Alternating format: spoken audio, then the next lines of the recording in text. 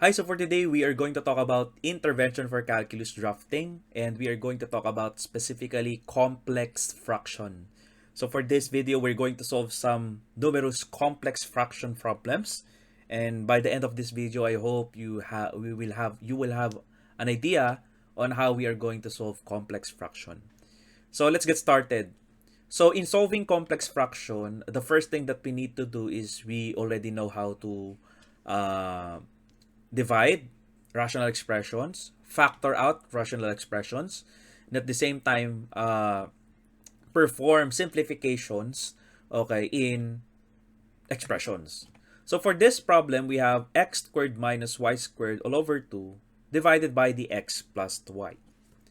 So the very first thing that we're going to do here is we are going to rewrite this expression as x squared minus y squared all over 2.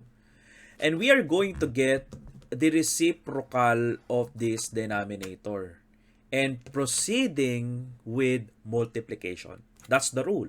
So whenever we have a complex fraction, the denominator part should be reciprocated in order for us to get the simplification. And after reciprocating the denominator, we are going to multiply it, okay, on the numerator. So you're going to get the reciprocal of that. That will be 1 all over x plus y. Okay? And then simplify. Numerator times numerator, then denominator times denominator. That will be your rational expression. But first, you need to, before you simplify, you need to factor out first. You have x plus y for x squared minus y squared, and then you have x minus y. All over, you have 2 multiplied by 1 all over x plus y. So by simplification, you can factor out or cancel x plus y so that you have already x minus y times 1 all over 2 times 1, of course. So in other words, your answer will be x minus y all over 2. Okay, so that is simply the answer that we are trying to find in the complex fraction. So again, the first step is to simplify by getting the reciprocal of the denominator if there's no need to simplification, and then proceed to multiplication, just like what we are doing with division of rational expressions. So for number 2, you have 2 all over a minus b divided by a minus b. Okay. So again, we're going to rewrite it as 2 all over a minus b and then get the reciprocal of the denominator, which is the a minus b. So that will be 1 all over a minus b. Okay, and then proceed to multiplication. So you now have 2 times 1 all over a minus b times a minus b. Okay, because in multiplication, it's numerator times numerator, then denominator times denominator. So that's how you solve multiplication. So that would be 2 times 1 is 2, obviously. Then a minus b times a minus b becomes a minus b squared. So this will be your answer for number 2. Okay? So for number 3, we have x plus y all over, you have 3x squared. So let me just rewrite this. So you have x plus y all over, you have 3x squared divided by x minus y all over x. Okay? So clearly, if we rewrite this, that would be x plus y all over 3x squared multiplied by x all over x minus y. Okay? So, as you can see, if there is any cancellations that we can cancel x with 1x here on the denominator. And then we proceed. So you have x plus y times, of course, 1 all over. You have 3x times x minus y. So you now have x plus y all over 3x times x minus y. And this will simply be your answer. Okay? So this is gonna be your answer.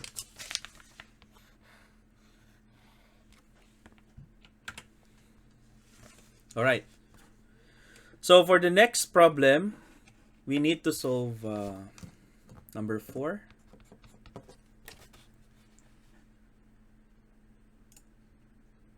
Okay, so for number 4, we need to have 2a all over, we have a all over x plus 1.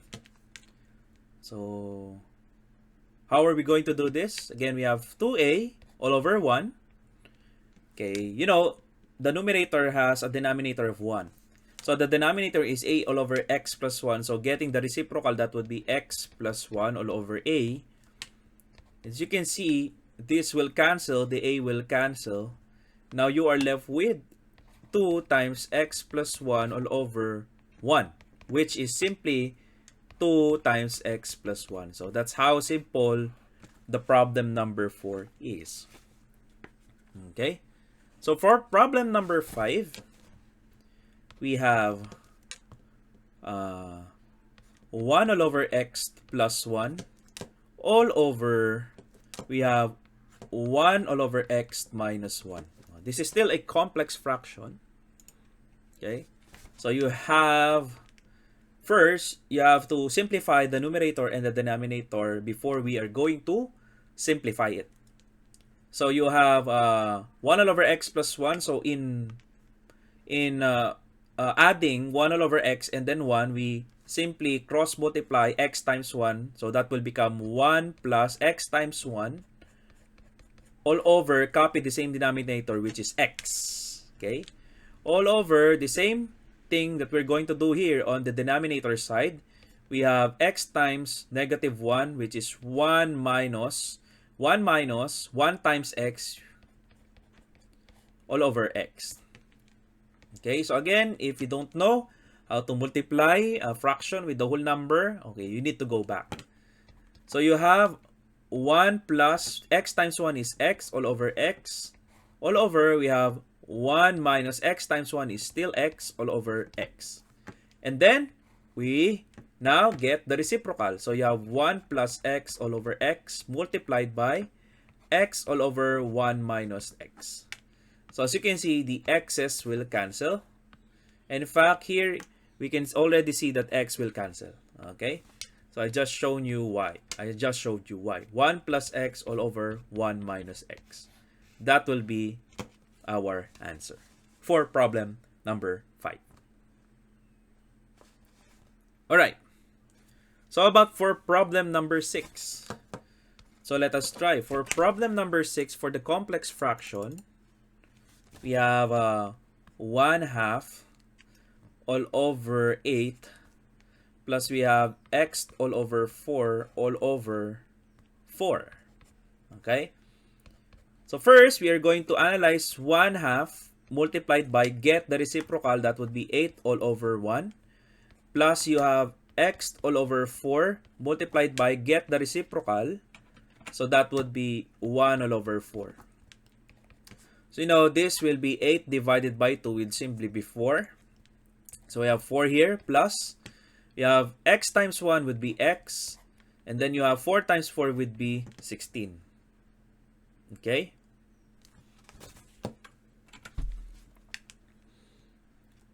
Oops, no. I have to correct this. So this should be 1 all over 8. Okay? So we get 1 all over 2. And then we reciprocate 8. That's 1 all over 8. So that must be 1 all over 16. Okay? This would be 1 all over 16. 1/2 times 1, 8 is numerator times numerator. 1 times 1 is 1. And then 2 times 8 is 16. So I forgot to reciprocal this. Okay? So that would be 1 all over 8.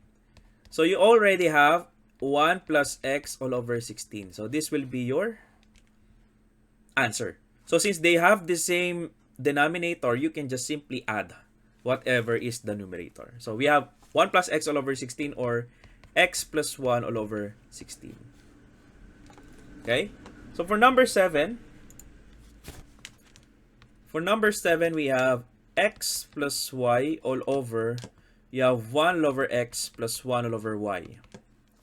Okay? So first, simplify first the denominator. So you have 1 all over x plus 1 all over y. That would be y plus x all over xy. And then simplify, you have x plus y all over 1. Get the reciprocal of y plus x all over xy. So you have x y all over y plus x.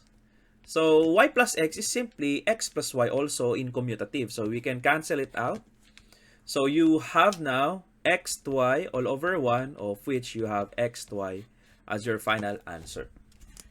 Alright, so pretty easy, right? So you need to know how to subtract, how to multiply, how to add rational expressions before you can totally, or in factoring, before you can totally jump into complex fractions.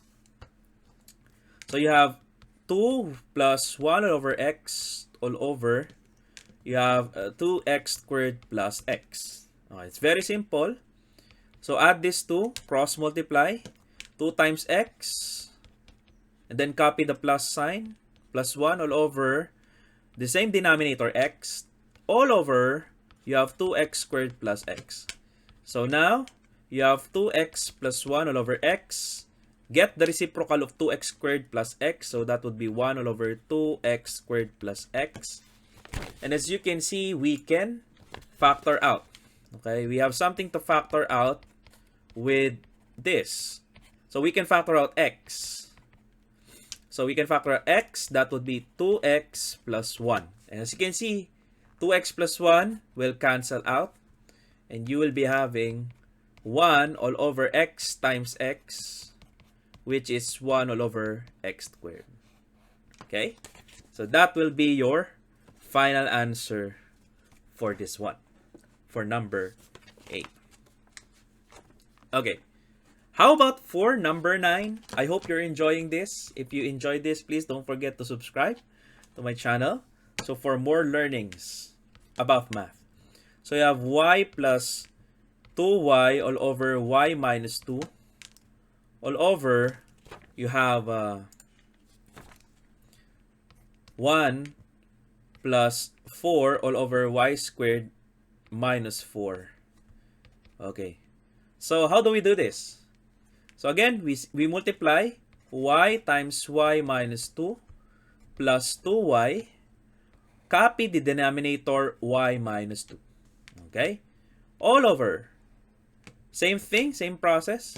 You have 1 times y squared minus 4 plus 4, and then copy the same denominator, y squared minus 4.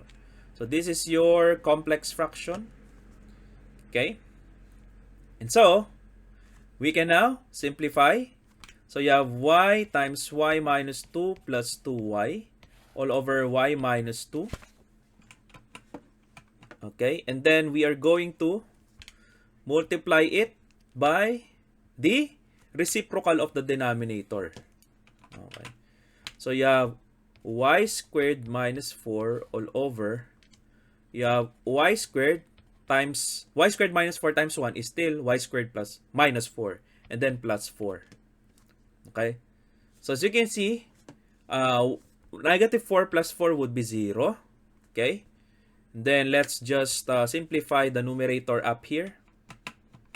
Let's just simplify. So distribute.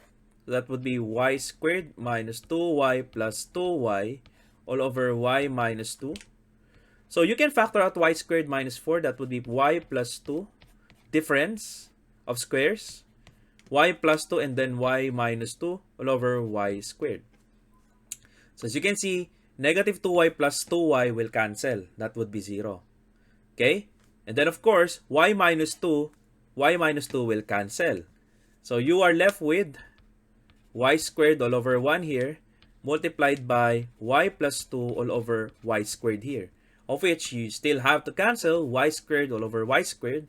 So now you are left with y plus 2 all over 1, or simply y plus 2. So that will be your answer, y plus 2, in simplifying this complex fraction. Alright? And for the last problem for this video, for the complex fraction, so you have x plus 1 all over x minus 1 minus x minus 1 all over x plus 1 all over, you have 1 all over x plus 1 plus 1 all over x minus 1. First things first, okay, cross multiply, get the LCD, that is x minus 1 and x plus 1. So we have x plus 1, x minus 1, minus, you have x minus 1 times the x minus 1 here also. So you have x minus 1 and then x minus 1 all over, of course, multiply the denominator. You have x minus 1 and that's the LCD, x minus 1 and x plus 1. So you have x minus 1 and then you have x plus 1. Divided by, of course, cross multiply also this. This would be x minus 1 times 1 plus 1 times x plus 1 all over, we have x minus 1, x plus 1. Okay? So we just cross multiply this. Okay? And then get the LCD for the denominator, which is x plus 1 and x minus 1 also. Okay? So, if you have seen this, this is our fraction. Okay? Okay, this is our numerator, this is our denominator. If you can see this, you can cancel out x minus 1 and x plus 1. Very simple. But I'll show you how. How did it happen? Okay? So by just simply, again, I can rewrite this as x squared minus 1. This should be plus. This should be plus. Sorry. Okay?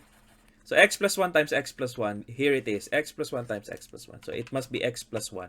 So I can write this as x plus 1 squared because x plus 1 minus. I can rewrite this as x minus 1 squared because x minus 1 times x minus 1 all over x minus 1 and then x plus 1 here. Okay, multiplied by, again, the reciprocal of this. So the reciprocal of that would be x minus 1 and then x plus 1. Obviously, you can see why it will be cancelled. So x minus 1 times 1 is simply x minus 1. And then 1 plus x plus 1 is simply x plus 1. Okay. So as you can see, this will cancel. X minus 1, x minus 1, x plus 1, and x plus 1 will cancel. Okay.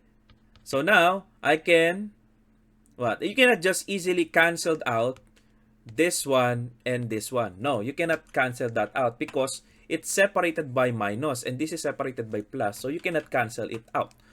So what I'm going to do is to expand x plus 1 squared. So if I do that FOIL, x squared plus 2x plus 1, then minus the expansion of this one, that would be x squared minus 2x plus 1. So the shortcut is, again, so square the first, x times x would be x squared, and then the second term will be x times 1, which is x, including the positive.